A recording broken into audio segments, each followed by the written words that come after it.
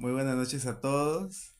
Sean bienvenidos a este video, a esta entrevista con Yemi Tineo Mulatillo. Voy a pasar a presentarlo brevemente, según lo que dice aquí, la colección Andanzas de Tusquets. Es egresado de la maestría en escritura creativa de la Universidad Nacional de San Marcos. Su primer libro, Los sacrificios de la carne, ganó el premio José Watanabe Varas de cuento del 2022. Los restos de la piel quedó finalista del premio Clarín Novela 2024 con un jurado integrado por Mariana Enríquez, Samantha Schweblin y Alberto Fubet. Se dedica a la docencia y a la escritura.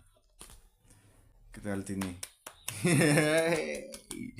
Muy buenas noches. Bueno, estábamos Buenas noches. emocionados, la verdad, Jamie, de conocerte porque de verdad hemos disfrutado un montón el libro. Yo lo he terminado hoy día a las 6:11 de la tarde.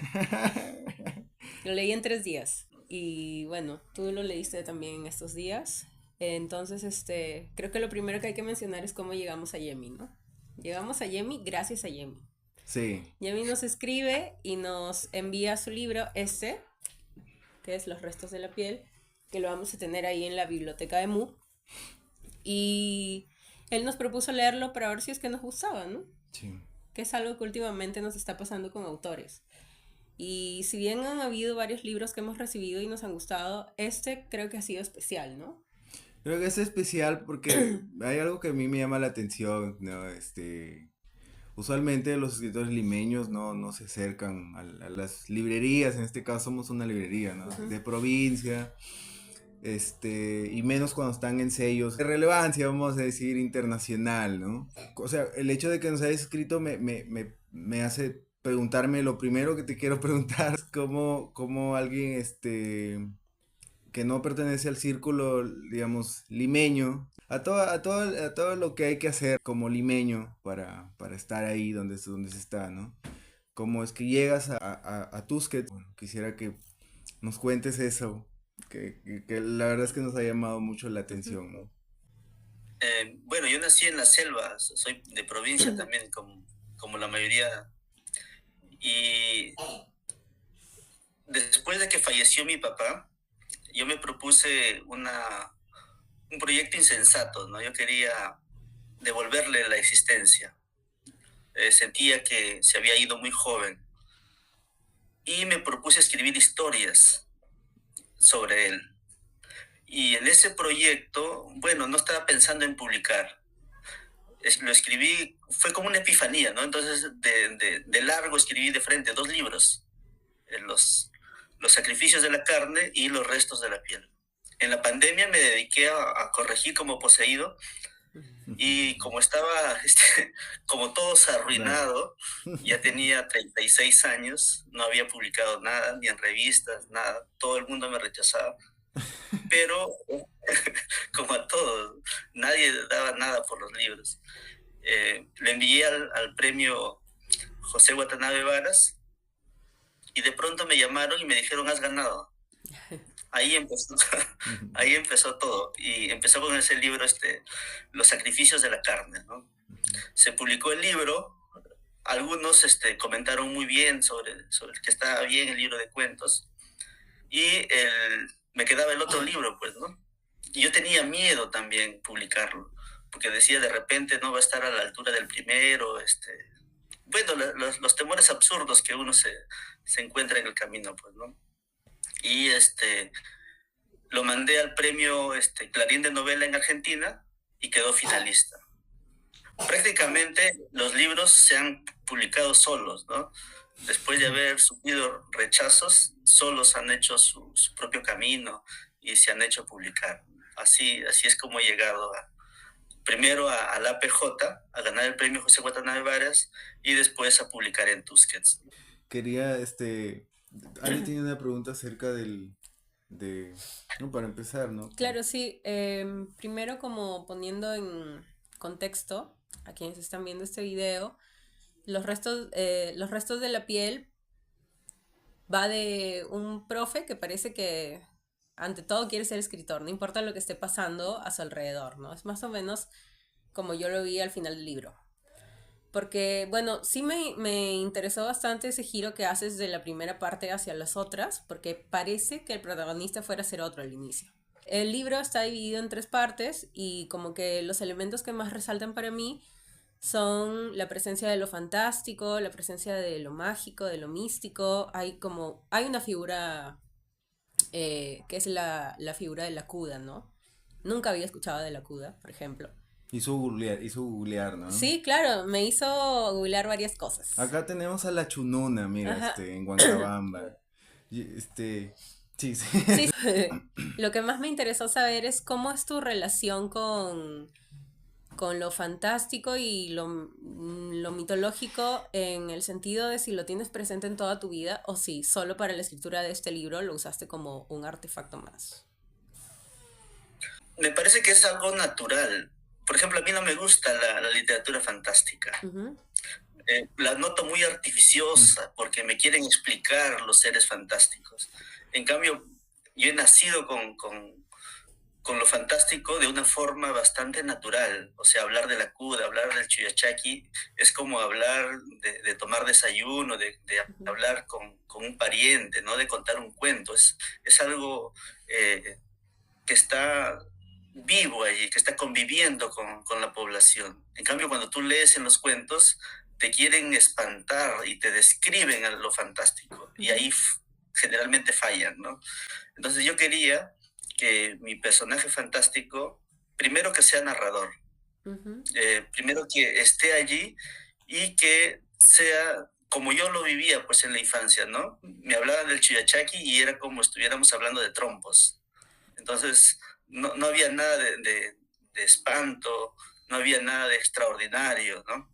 La cura está allí, lo domina todo en la primera parte, lo vive todo, lo observa todo, pero en ningún momento se hace artificios con la cura, ¿no? Aparece de forma muy detallada, muy sutil. Y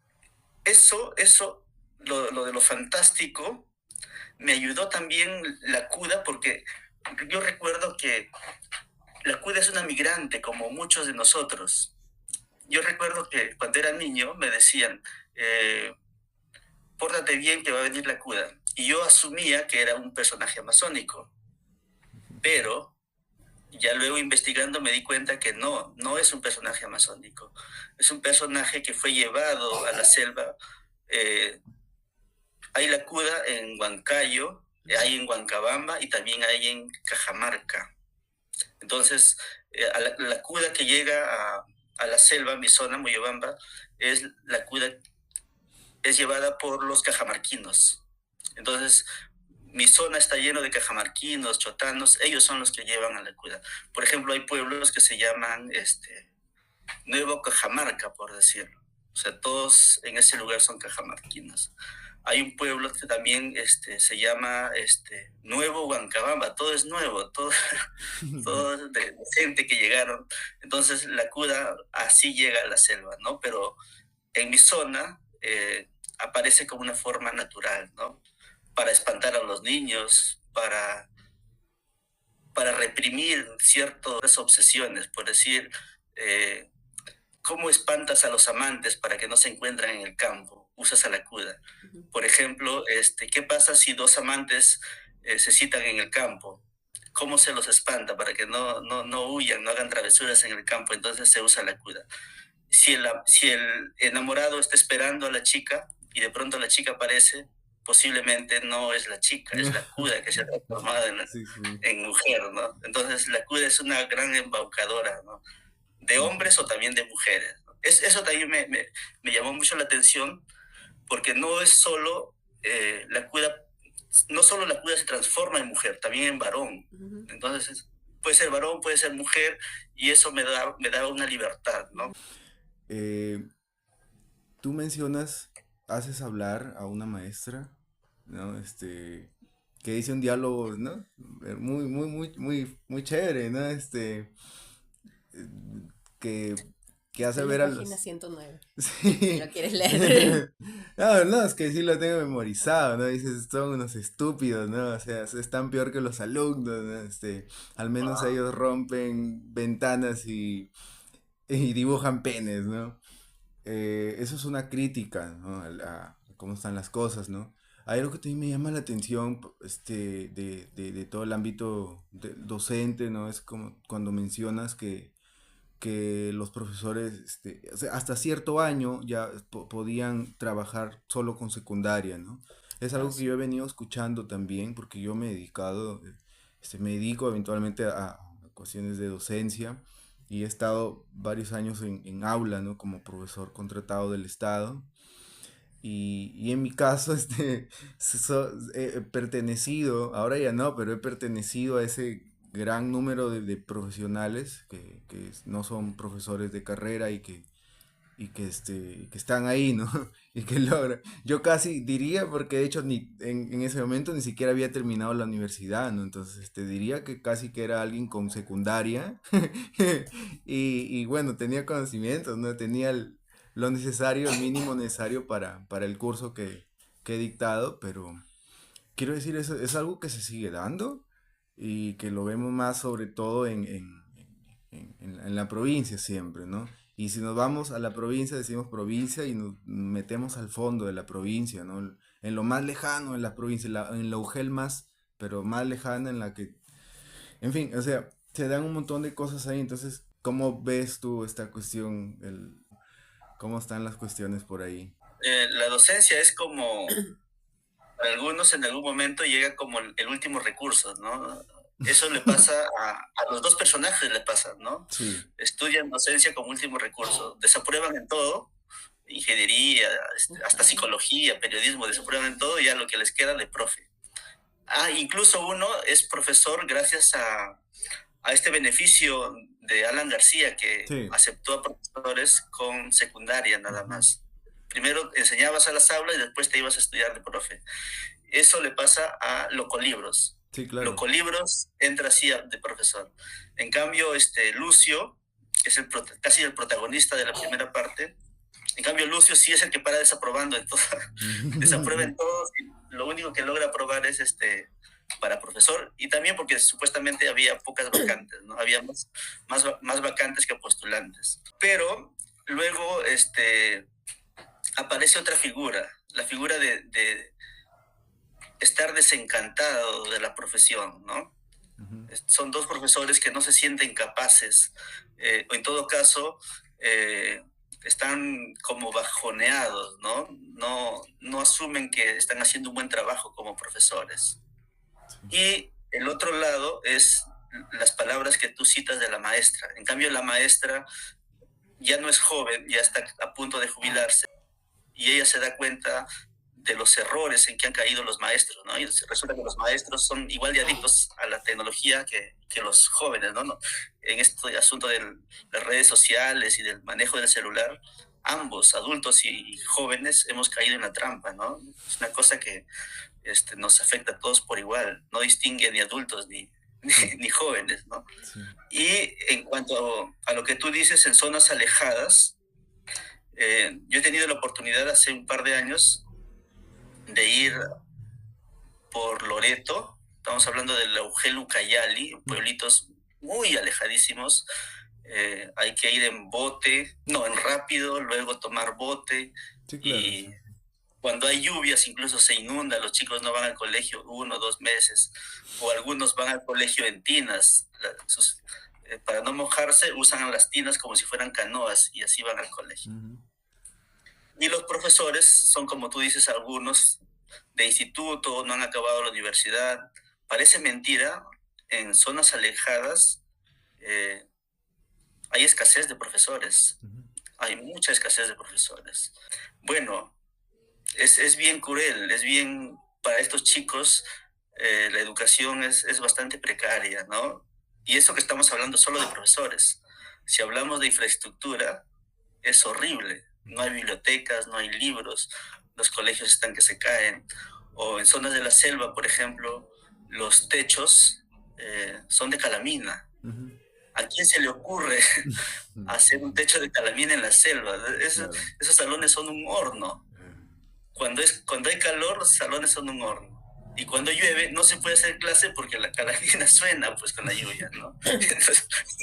Entonces es una precariedad espantosa. Yo creo que igual es una crítica, digamos, al sistema, ¿no? Que está, ¿no? Presente, creo, en toda la novela, ¿no? Hay un desencantamiento, hacia el docente, ¿no? Digamos, la visión que se tiene, ¿no? De la educación en sí. Eh, Mi otra pregunta que quería hacer es que veo ahí personajes piuranos que tienen historias piuranas, tienen bueno, los diálogos, no, con los usos piuranos. Sí, Veo también que tú te apellidas Tineo, que es un apellido que abunda bastante acá en la Sierra mira, Piurana. Mulatillo creo también lo he escuchado, entonces quiero eso, saber cómo es tu relación con esta ciudad, ¿no? Cómo si está por ahí en esta novela o no sé, en tu vida. no sé si recuerdas ese cuento que está en la segunda parte del libro, que se llama A lo mejor soy Raskolnikov. Claro, En una conversación, él empieza a quejarse y dice, bueno, yo me siento de ninguna parte, ¿no? No tengo el dejo amazónico, pero tampoco soy limeño. Y ahí empieza a hablar de su origen, y su origen creo que lo remonta hasta Ecuador, por ahí. Algo así, por ahí soy. Mi papá es piurano, es de Huancabamba. Por eso me emocioné cuando mencionaste Huancabamba. claro, sí. Eh, Sí, sí, claro. ellos, mi papá fue a la selva y allá fundaron, bueno, sus padres, mis abuelos fundaron un lugar que se llama Nuevo Huancabamba. Y en ese lugar todos se apellidan Tineo, porque todos vienen de ahí, Claro. y todos son mi familia, es como un Macondo. Sí, Un Macondo qué de... locazo. Es como los Guerrero y los Neira también en Bellavista de Cachiris, ¿no? Que eso queda en Pacaipampa, ¿no? Es de donde son justamente los de Corazón Serrano, ¿no? Sí, con Claro. perdón, Guerreros y Neiras, ¿no? Hay algo digamos, del desarrollo del personaje piurano que a mí digamos, me llamó la atención. Es como cuando digamos, se encuentra en una situación de extranjería, vamos a decirlo así, ¿no? También le pasa, creo que está todo el tiempo, digamos, esta sensación, en varios, vemos partes de los personajes, ¿no? Elementos, ¿no? Digamos, una conducta migrante, vamos a decir, ¿cómo lo ves tú? Aura. Mira, yo me sentía migrante, incluso en la selva misma me sentía migrante. Lo que, Estamos con lo que nuestra pasa, hija. lo que, Ay, amor. lo que pasa es que, mira, como yo nací en la selva, hola, y creo que el Perú todos somos migrantes, ¿ah? Sí. Bueno, la mayoría, la gran mayoría somos migrantes. Mira, mis padres son de Piura, mi mamá es de Ayabaca. Ah, El mira. apellido Mulatillo viene de Ayabaca. Sí, sí. Eh, y por eso mis abuelos tuvieron hijos en Ecuador. Ah, En Ecuador hay bastante el apellido Mulatillo. Ujú. Ya. Entonces, estaba esa sensación de extranjería, incluso en la selva para mí, porque como en casa no se hablaba con el dejo amazónico, yo no lo Ujú. aprendí. Sí, lo mencionas, ¿no? Claro, sí, Sí, sí. sí Ujú. lo menciono y bueno, eso me sirve también porque le da una complejidad al personaje, ¿no? En la primera parte es la selva, pero recordando la infancia, ¿no? Está en dos momentos. Incluso la selva está la ciudad, está Moyobamba, está un lugar que se llama el Hotel Mil Estrellas. Ese lugar no existe, Mm, no existe el lugar, existe con otro nombre, pero yo le cambio el nombre y a partir de ahí empiezo a jugar. Está la música, está el calor, ujú. ¿no? Está la plaza, pero también está la infancia. Es una aventura que se vuelve homoerótica, pero también está cargada de infancia y está cargada de sensaciones de paternidad. Hay una escena, no sé si recuerdan, del padre cargando al niño en la plaza. claro. Eh, yo quería que el libro sea un tránsito también, ¿no? es un tránsito de sensaciones. Cuando estás en la selva tienes música, tienes cuerpo, tienes la cura, tienes el homoerotismo, tienes el amor, ¿no? Y cuando vas a Lima, tienes la sociedad, Sí, tienes sí, sí. las calles llenas de basura, ¿no? Pero es una basura que se va incorporando a la alimentación del personaje. Y otra vez volvemos a los profesores. En esa época yo recuerdo que un profesor ganaba, ¿cuánto? 800 Sí, soles. Un sí, era vigilante ganaba, bajísimo, bajísimo. sí, un vigilante ganaba más que un profesor. Sí. Entonces, la alimentación del profesor prácticamente ocurre de manera precaria, ¿no? Es como si la basura de Lima, lo primero que ve al llegar a Lima, empieza a incorporarse a su cuerpo, ¿no? Y se va Y esa enfermando además, basura, ¿no? claro, se va enfermando, pues, se va enfermando. Mira, hay algunos lectores que se han ido dando cuenta que en realidad el gran tema no es el erotismo, sino es más bien la enfermedad del personaje, Hmm. la vida precaria y la consecuente enfermedad del personaje, ¿no?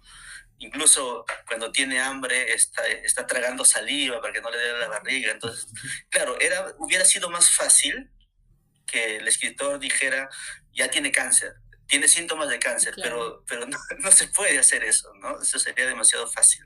Ujú. Y claro, y la sensación general también, a pesar de la enfermedad, es esto de extranjero, ¿no? De extranjero en su propia tierra. Yo también tenía una pregunta acerca de la construcción de tus personajes, justamente que tienen vínculos homoeróticos, ¿no?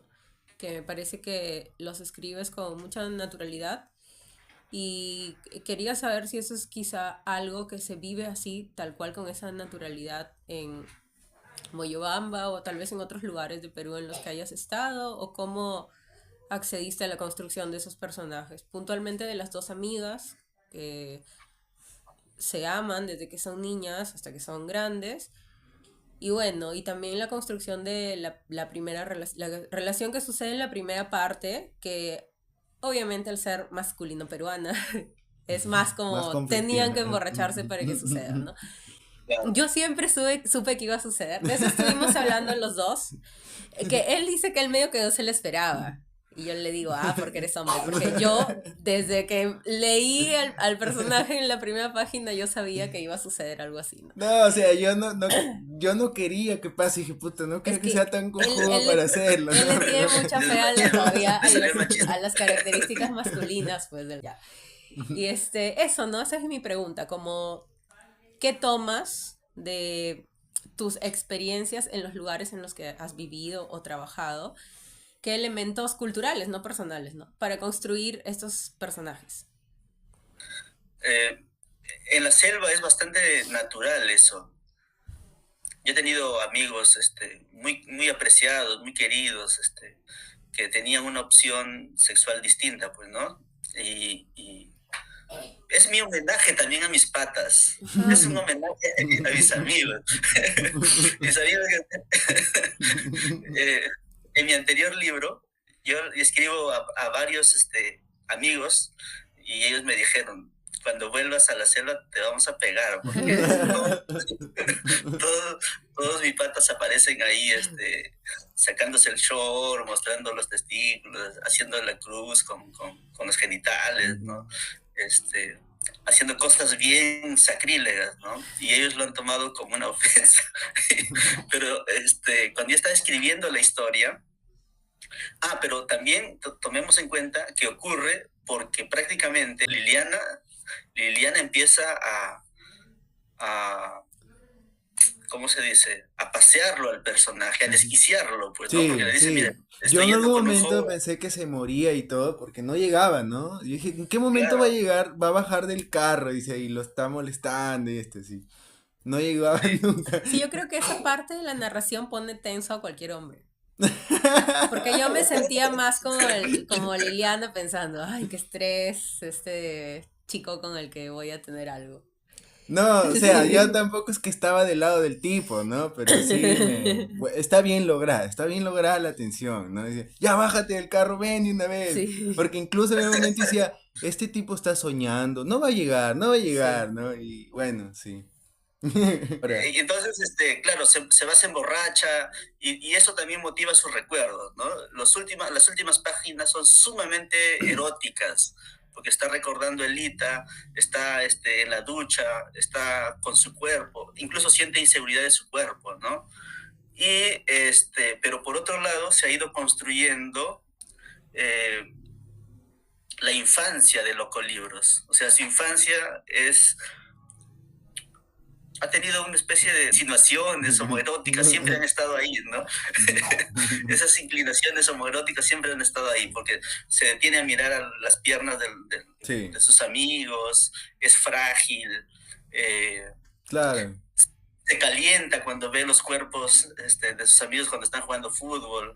Todas esas, yo voy regando pistas a lo largo de la historia, ¿no? La O a veces relación se con la queda... madre también, ¿no? Por ejemplo, en el Claro, y la caso de madre los también que colibríes. lo trata como a un niño, a pesar Sí. de que ya es un adulto, ¿no? Ujú. Quería Y preguntarte, se miran también, ¿no? sí, Las miradas, se miran la sí. espalda. La amistad, de los hombres es bien homoerótica, ciertamente. Quería preguntarte, como el personaje, porque viste que en algún momento Alejandro y yo coincidíamos, ¿no? En que se parecía, decía, bueno, uno se siente en algún momento cuando te gusta el libro, te sientes un personaje, Sí. sea cual sea, ¿no? A mí me Ya uno, parecía que él era el loco libros. en algún momento me sentí identificado, no, con varios Claro. personajes, digo, ¿no? Sobre todo con las cosas, por ejemplo, la maestra que hizo estas cosas chéveres, yo quiero ser esa maestra, o sea, Sí. ¿no? No, también Este, porque en algún momento, o sea, el loco libros parece que como que le cuesta que otros profesores quizá no entiendan que lee. Y eso a ti te ha pasado uf, en experiencia sí, sí, sí, personal. sí, ¿no? Esto claro, es casi como estar con una Biblia, que iba mi otra pregunta también, ¿no? Uno es esa, ¿no? Los profes que leen, ¿no? No sé si tú has trabajado en colegios, ¿no? ¿Cómo te la has pasado siendo un profe que lee? A mí ya me ha pasado, ha sido un poquito difícil, ¿no? Y la otra es El tema de la religión. de la religión, ¿no? Que tú tienes ahí tus hallazgos con la religión, pero es una religión protestante, ¿no? Por lo general son por ahí de ese palo, ¿no? ¿No? Esas son, bueno, quería Claro, que me mira, cuentes eso. en ese detalle del profesor que lee versus a los otros que están con el celular, es bien marcada la sensación que yo quería dejar. Es que al profesor que lee lo tratan de tonto, lo tratan y se burlan del profesor, le dicen poeta, incluso aparece ahí Sí, sí, poeta, pero sí, él, sí, sí. yo no soy poeta, yo escribo historias, no Claro, sí, importa. poeta sinónimo de Igual rosquete, ¿no? Claro, sí. ajá, es una burla también para los profes, en general para aquellos este, que intentando burlarse, en realidad están haciendo el ridículo, pues, porque no saben distinguir entre un narrador y un poeta, algo mínimo, ¿no? Ujú. Eh, y luego, sobre la Biblia, yo empecé leyendo la Biblia. Mis primeras lecturas de niño eran los textos bíblicos para niños, pues, ¿no? Esos textos con dibujitos que narran historias bíblicas. Yo nací escribiendo. Él tiene su librito todavía. Así Son, fue mi formación sí son. inicial, hasta antes de Dostoyevsky. Esa es una muy buena formación porque son historias Sí. impresionantes. Y si tú ves la historia de la literatura, los grandes narradores, incluso los más vanguardistas, tienen influencias bíblicas. Sí. Faulkner, por ejemplo, Ujú. Joyce, ves el libro de Job, ha influido en Dostoyevsky. Claro, obviamente. Entonces, la Biblia ya hay mucho de lo que hacemos ahora, ya estaba en la Biblia. Sí, claro. Entonces, sin querer, sin estar pensando en la literatura, he tenido una formación muy buena con los textos bíblicos. Ujú. Luego ya he ido encontrando otros textos que me han ayudado mucho, también con esa característica sacrílega, ¿no? El de Camerón, por ejemplo, ¿no? Sí. Y que me liberaron. Luego la liberación final fue el Ulises de Joyce. Yo leí el Ulises de Joyce y dije, yo quiero escribir así. Este, Bueno, desatarme con libertad, ¿no? claro, sí. Y citas al Cantar de los Cantares, ¿no? Que Ah, ciertamente es un libro que muchas personas, a las que les gusta la poesía, la narrativa, les gusta sacar rescatar siempre, ¿no? Porque por lo general, por acá no somos creyentes, ¿no? Pero le atrae mucho ese libro, es un libro muy bello, he podido leerlo alguna vez por ejemplo, no sé, en inglés, ponte, ¿no? Porque obviamente no lo voy a leer en los idiomas en los que está, ¿no? Y tiene otra música, ¿no? Es un libro con mucha música, con mucha poesía. Incluso en el que lo moral, digamos, se deja un poquito de lado, ¿no? Y bueno, tú tomas también el cositas de ahí, ¿no? Diría que es el libro que más te llamó la atención así a nivel, digamos, de imágenes, vamos a decirle, poéticas. Claro, incluso lo uso como para parodiar, ¿no? Mm, Eh, el- esa parte yo me he vacilado leyendo. ujú. Algunos han dicho que el libro es repulsivo, debe ser por esos detalles, ¿no? Cuando el personaje lee la Biblia para imponerse sexualmente contra ella, para intentar hacer algo que ella no quiere, ¿no? Pero si ustedes se dan cuenta, todos los personajes femeninos son bien osadas las chicas, Ajá. porque no se dejan manipular, ellas se imponen, Sí. terminan desquiciando a los personajes. Mm, Entonces, esta chica, creo que se llamaba, bueno, no me acuerdo el nombre, pero era la esposa de Lucio, ¿no? Porque Lucio sí está casado, ay, sí. Locolibros no está No, casado. no figura Entonces, mucho la esposa, pero. entonces Lucio tiene esposa y quiere hacer algo que ella no desea, pues, ¿no? Y Sí. ella termina imponiéndose, a pesar de todas las artimañas que quiere usar Lucio, lee la Biblia, se pone cariñoso y al final ella se impone y al final termina yéndose, pues, ¿no? Y él se queda solo igual que Locolibros, ¿no? Entonces, es como si se encontraran dos soledades, el que ha fracasado con el matrimonio y el que ha fracasado con la escritura, ¿no? Locolibros es el que ha fracasado con la Sí, escritura. O sea, tiene una paternidad fallida también, de alguna manera. Lo sí, sí. mismo ha pasado con Lucio. No ha podido tener hijos y la esposa se le ha ido y de pronto se encuentran, ¿no? El otro pasaje donde aparece el Cantar de los Cantares, pero es más solapa, está en Eses. Claro. No sé si recuerdan que la mujer sale a buscarlo al personaje y lo Sí. busca por los recitales y lo lleva a su cuarto, ¿no? Ujú. Incluso menciona que lo acuesta en la misma cama donde ella había sido criada cuando eran pequeñitas, Ajá. ¿no? Ya. Eso es mi parafraseo del Cantar de los Cantares. En el Mm, Cantar de los Cantares lo mismo, la Sulamita sale a buscar al a su pastor amado, ajá, y claro. Sí, claro que pocos no hay, hasta ahora no hay nadie que se ha dado cuenta. Mm, Nadie se ha dado cuenta, pero sí, esa era mi intención, ¿no? sí. Bueno. Yo quería saber por qué Lucio desaparece tan rápido.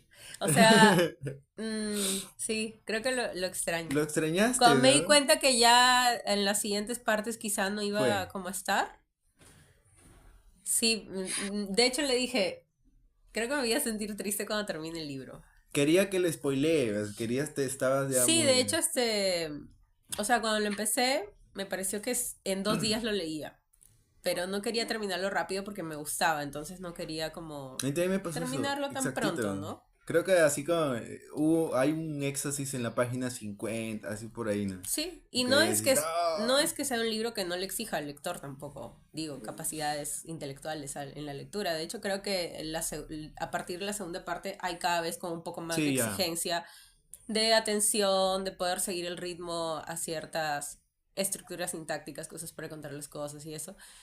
Eh, pero es una exigencia que sigue siendo placentera, ¿no? No se siente como, uy, tengo que esforzarme. Porque hay libros que te hacen esforzarte en una parte para poder llegar al final. Esto no era así tanto, ¿no?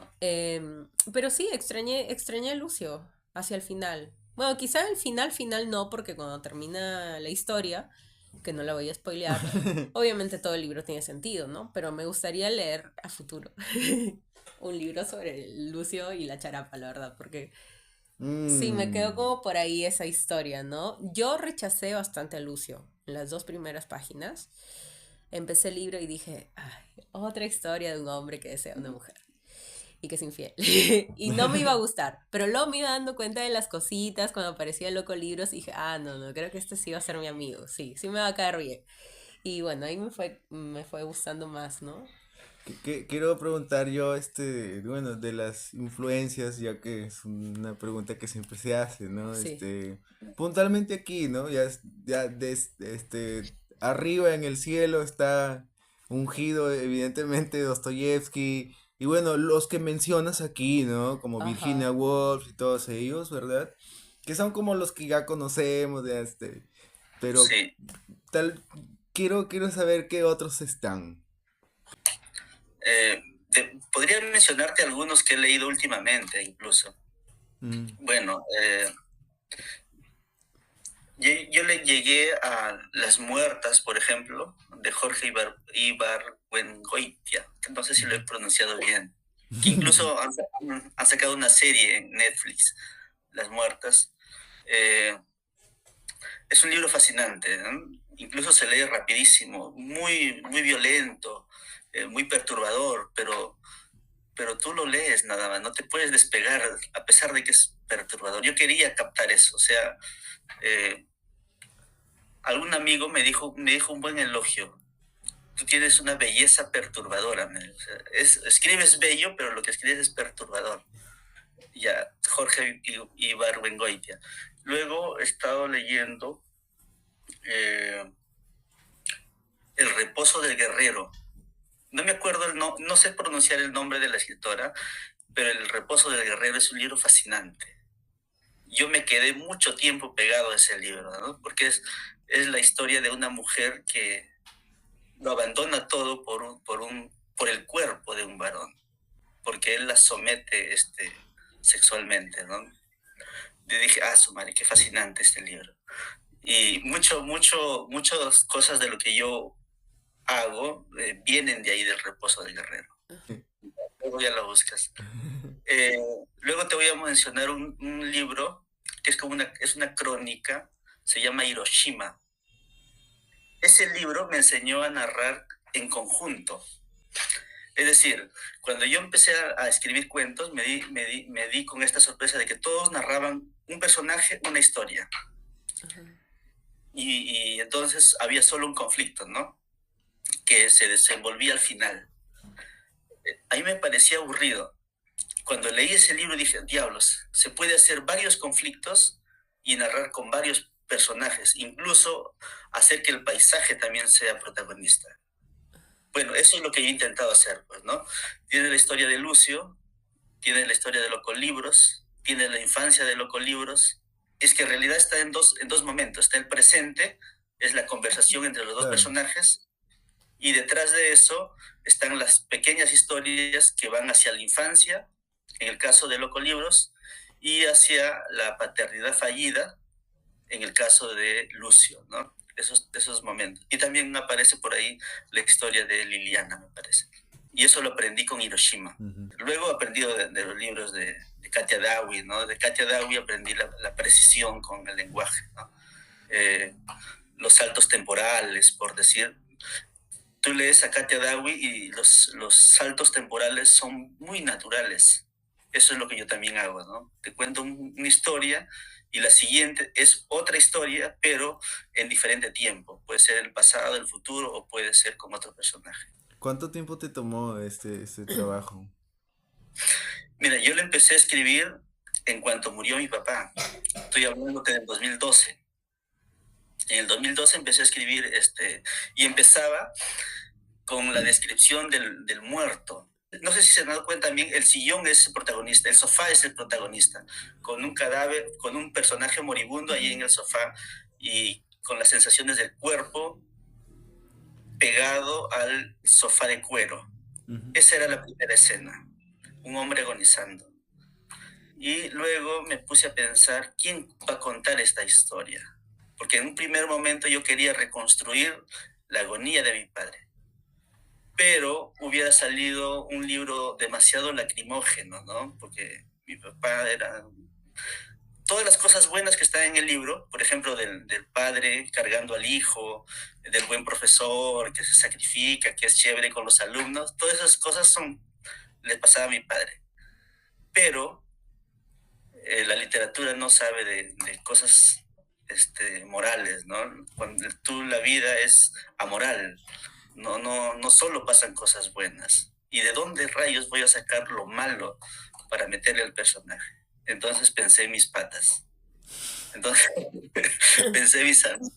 Y los amigos son todos aquellos que eran muy apasionados con la literatura, muy apasionados con la vida, vivían intensamente, pero no escribían, ¿no? Que fracasaban. Entonces, al final, ese personaje que era mi padre bebió de otros personajes, ¿no? Incluso de mi propia biografía, de la biografía de mis patas, y luego de algunas historias que me contaron también. Esa historia, la primera historia, me la contó una profesora. Me dijo, mira, te voy a contar una historia. Y me dijo, yo todos los años me reúno con alguien en otra ciudad. Y mira, eso estoy hablando de 2012, 2013. Desde ahí hasta el 2022 ya estaban los 2 libros cerrados. Y cuando ya tenía los restos de la piel, o sea, la tercera parte, me pregunté, ¿y cómo había sido la infancia de este personaje? Y ahí, con la infancia del personaje, me salió el primer libro. Los sacrificios de la carne es la infancia del personaje. Un grupo de jóvenes viviendo en la selva. Quiero preguntarte, ¿dónde estás tú en ese momento? O sea, ¿cuánto de ti hay en el personaje, ¿no? No acerca de hechos que hayan pasado, ¿no? Sino cuánto de tus valores íntimos, personales, están inmersos en la novela, ¿no? Mira, lo mío solo es que yo asumo la literatura como artesanía. A mí no me gusta la palabra escritor. Si alguna palabra me gusta es la de artesano. Cuando yo vivía en la selva, había una señora, una anciana, que hacía trabajos con artesanía, con greda, pues, ¿no? Allá en la selva le decimos mito, le llamamos nosotros, pero se conoce como greda. Una anciana frágil, muy amable, muy chévere, trataba bien a los chicos que a veces íbamos a entrevistarla para hacer tareas de colegio. Cuando te acercabas a ver sus obras, eran unas maravillas, y a veces no solo había maravillas, a veces había cosas monstruosas, Chuyachaki. ¿Cómo una anciana tan frágil puede hacer esas cosas tan perturbadoras? Entonces yo aprendí eso, ¿no? Tú puedes ser profesor, tener una vida muy, muy, muy ordenada, pero a la hora de escribir se piensa en términos de personaje, en términos de la historia, se es fiel a la historia que tú quieres contar. Entonces, los personajes, claro, son como una máscara, ¿no? Lo que muestran, lo que todos vemos, lo que dicen, generalmente es la cáscara. Lo más rico es lo que se va contando detrás de la historia. Eso yo lo que quería revelar, ¿no? Pero también me pasó con los personajes religiosos. La gran pregunta era, yo tengo un personaje religioso. ¿Qué hacen los personajes religiosos con sus obsesiones, con sus pulsiones? Las sacan, en algún momento tiene que salir. Entonces yo trabajo esos conflictos, ¿no? ¿Qué hay de mí ahí? Hay mi capacidad para observar. Yo tengo algo, generalmente no me gusta hablar, sí me gusta escuchar mucho. Me gusta escuchar mucho. Y siempre encuentro gente que me cuenta unas historias bien perturbadoras. Como generalmente no hablo, estoy escuchando, de dónde eres, cuánto tiempo trabajas. Voy haciendo preguntas y de pronto empiezas a contarte historias. Y la mayoría de historias que me han contado del libro, me las han contado. Por ejemplo, la historia con el dejo piurano, también me contaron 2 profesoras de Piura. Y me dijo, ven, siéntate, te vamos a contar una historia. Exactamente tal como ocurrió. Me arrancaron de la biblioteca. ¿Quién será? Me arrancaron de la biblioteca, me llevaron al café y me dijeron, te vamos a contar esta historia. Ya sí, Y me la contaron, pues. Sí. Y las dos profesoras eran piuranas. Entonces, Claro. lo único que he hecho es encontrar la forma, ¿no? Encontrar la forma, porque, claro, tú puedes tener una buena historia, pero cuando tienes una buena historia, incluso cuando ya está escrita la buena historia, recién es el comienzo. Es decir, cuando ya está la historia, el verdadero trabajo empieza ahí, porque cuando ya está hay que mover de lugar los párrafos, hay que buscar otro comienzo, una estructura. Por eso que cuando tú lees, bueno, en caso de mis textos, ¿no? No solo se lee una historia, se lee también una estructura. Entonces, eso yo, bueno, ahí sí hay bastante de mi forma de ver la escritura, ¿no? Mi vida es recontra aburrida, como la mayoría de nosotros. A veces te tienes que decidir entre leer y escribir, porque si lees ya no queda tiempo para escribir. Y si escribes ya no queda tiempo para leer. Es una tortura. Sí. Cuando mencionaste eso, que cuando te leen, se lee una estructura, es justamente a lo que yo me refería cuando decía que el libro te exige de alguna forma como lector. Creo que la exigencia es justamente esa, ¿no? Poder ver la estructura del texto, porque aparte usas recursos como por ejemplo usar cursivas, hablar como omnisciente a veces en tercera persona, a veces parece que el omnisciente son dos personas y cuando le agarras a la forma, cuando la puedes ver, es que ya puedes leer de forma continua y como que salir de ese medio de la historia, ¿no? Eso también es bien Miguel de Cervantes, pues es un maestro en eso, ¿no? El Quijote está lleno de historias dentro de otras historias, ¿no? Claro, yo lo hago modestamente a un estilo charapa. Volver otra vez al tema de los docentes. Porque el abuso está, ¿no? El abuso de alguna forma está por ahí, no sé si tan insinuado o si de manera más concreta, más objetiva, ¿no? Quiero saber eso, ¿no? ¿Cómo lo has... cómo- qué te ha tocado ver? ¿Qué te ha tocado saber del abuso, de la pederastía, de este tipo de temas en las aulas, en las instituciones? Ahí yo tenía que lo he pensado mucho, si poner o no poner esa historia. Por esas épocas apareció una noticia donde en la Amazonía creo que 500 escolares habían sido acusadas por sus profesores. Sí, sí, Esa noticia me dio valor para incluir eso. Es sí como lo he una escuchado. denuncia, ¿no? Es como una denuncia. Bueno, es que el personaje Jesús en cada parte del libro tiene una personalidad distinta. En la, Cuando está en la selva es totalmente distinto a cuando está en Lima. Y cuando está muerto o cuando está agonizando es otro personaje. Lo que saben las chicas, Liliana y Roxana, de Jesús, es, es algo es muy controversial esa parte. Sí, Y, y también es un personaje que nunca se sabe quién es. Lo único cierto es que es un fracasado y que nunca ha escrito el libro que quería escribir. Entonces, yo quería también jugar con el personaje Jesús, pero ese nombre Jesús que es tan sagrado, tan respetado, quería desacralizarlo, ¿no? Este es Moisés un también está por Jesús, ahí, ¿no? claro, es un Jesús homoerótico, es un Jesús fracasado, es un Jesús, a veces también es muy frágil, quizás, ¿no? Muy frágil. Si tú empiezas a escarbar en todo lo que es Jesús, hay cosas que muy espantosas. La pedofilia, por ejemplo, eso es espantoso. Claro, en nuestro caso lo que nos lo hizo familiar, o sea, el libro, fue que toca justamente temas de los que no solo siempre hablamos, sino que, como él mencionaba, que ha sido docente rural, cosas que quizá ha visto y están acá.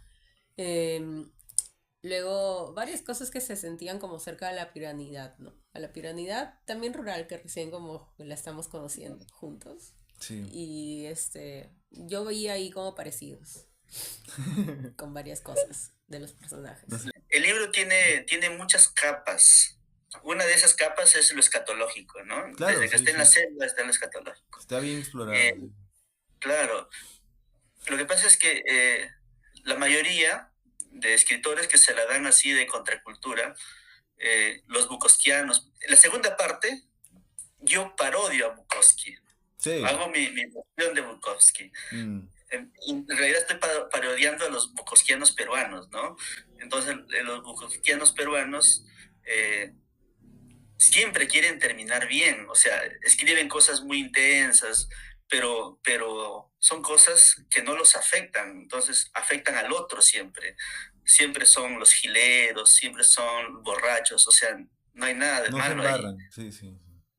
En, Ujú. en cambio, mi personaje que parodia a Bukowski, él sí queda mal.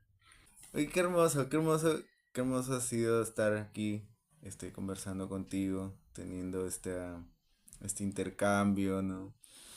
Es la primera vez que hacemos esto. Bueno, Jamie, muchas gracias por tener esta conversación con nosotros. Para nosotros también es una alegría ser como nuevos fans de tu escritura. Raramente nos gustan los mismos libros, ¿no?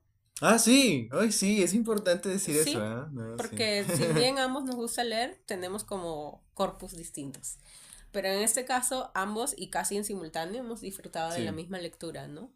Y de hecho, la cita esa de la página 109 de la profesora, yo iba a hacer la pregunta Pero sobre esa yo cita. lo pesqué primero, pues. Ambos habíamos pensado en lo mismo, sí. Nos Ay, llamó qué bastante la bacán eso, qué atención, bacán. sí. Y bueno, nada, para cerrar, quizá puedas decirle al público en dónde pueden adquirir tu libro, que es Los restos de la piel.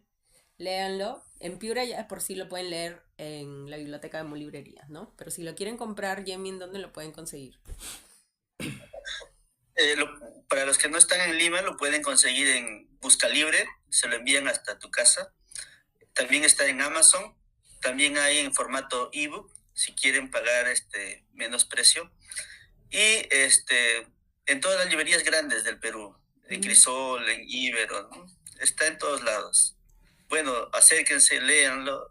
Me alegra mucho que les haya gustado a ustedes. Ujú. Bueno, con eso cerramos, pues, ¿no? Sí. Hasta un próximo libro para una próxima conversación. Ok, cuídense. Sí, cuídate, chao. Gracias, Chao. gracias.